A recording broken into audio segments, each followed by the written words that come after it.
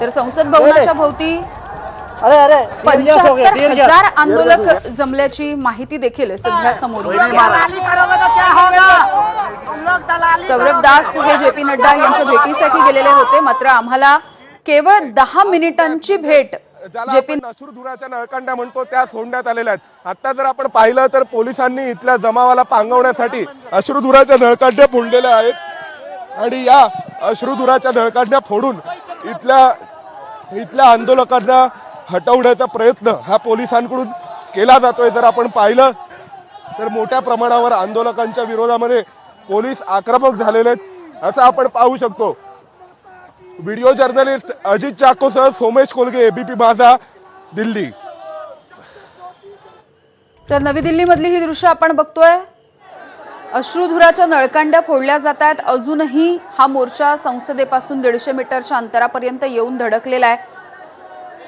भवन आहे जिथे नव्याने मंत्रालय स्थापन करण्यात आली आहेत आणि याच परिसरामध्ये सध्या पोलिसांनी अश्रुधुराच्या नळकांड्या फोडलेल्या आहेत इथल्या आंदोलकांना पांगवण्यासाठी। कारण जर आपण पाहिलं तर गर्दी खूप मोठ्या प्रमाणावर अनियंत्रित झालेली आहे। जर आपण पाहिलं तर पोलिसांचे जे बॅरिकेड्स आहेत ते बॅरिकेड्स देखील पाडण्यात आलेले आहेत आणि हे सगळे आंदोलक आक्रमक होऊन आता संसद भवन आणि कर्तव्य भवनाच्या परिसरामध्ये आहेत आणि इथे पोलिसांनी आता अश्रुधुराच्या नळकांड्या फोडलेल्या आहेत। अतिशय आक्रमक अशा स्वरूपाचं हे आंदोलन होत चाललेलं आहे। व्हिडिओ जर्नलिस्ट अजित चाकोसह सोमेश कोलगे, एबीपी माझा, नवी दिल्ली।